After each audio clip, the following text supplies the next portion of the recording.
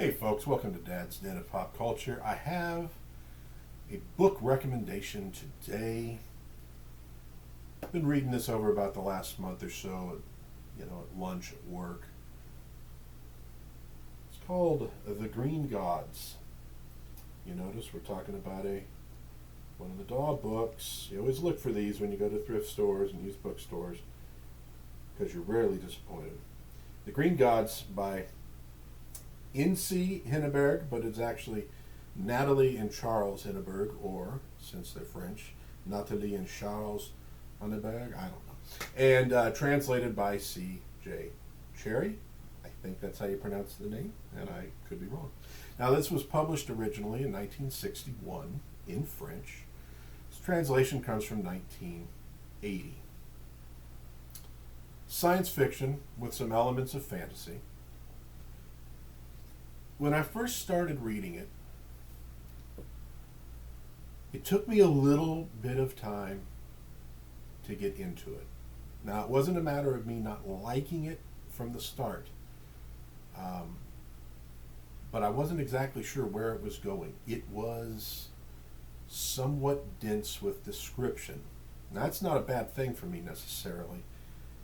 It's something I rather like in Jack Vance, Clark Ashton Smith, Lord Dunsany. But, initially you're kind of like, well, what's going on?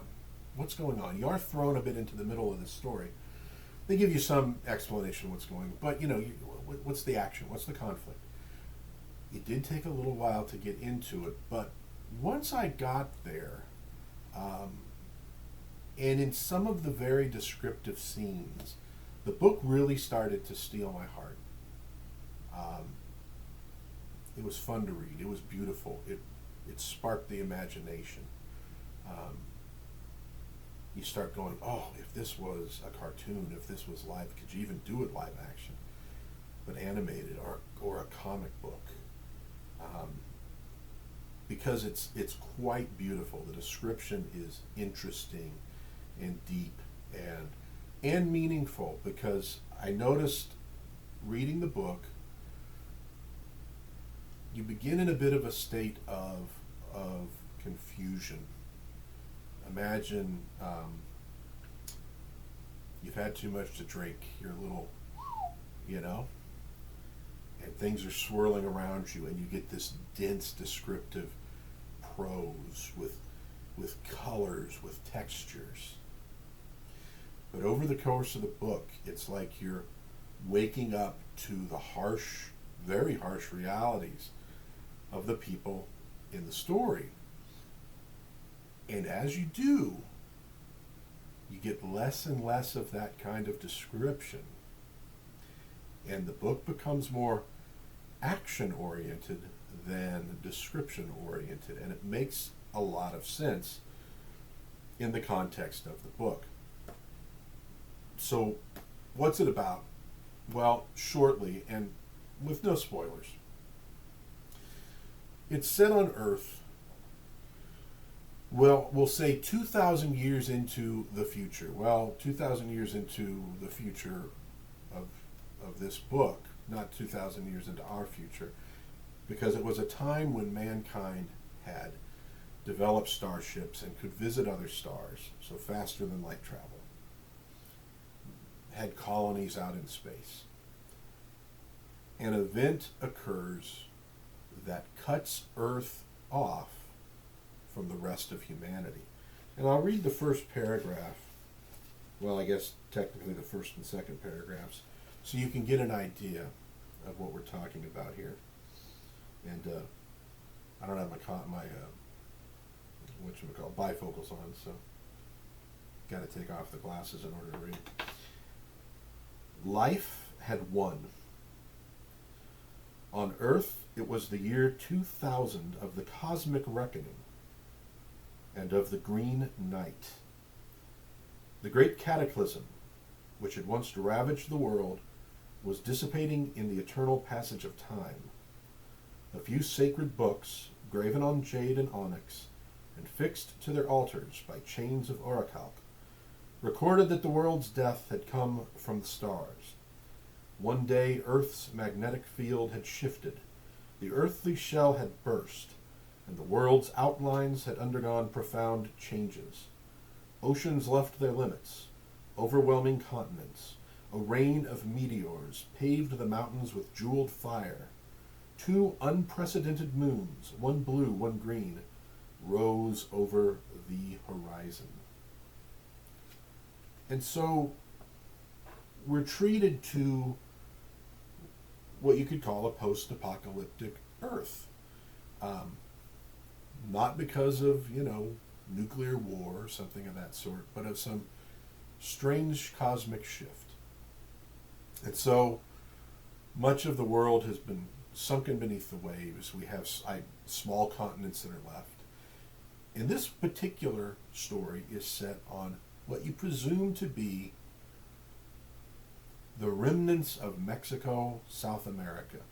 There's a definite Aztec feel to the words and to some of the description.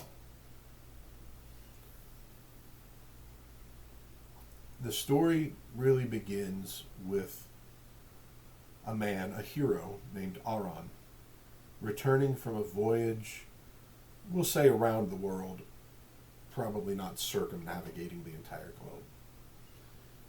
He has ships with sails because technology has more or less disappeared at this point. It's hazily remembered. And he's gone out in search of humanity and of humanity's past. And he's found something that makes him see the world in which that he left in a new light.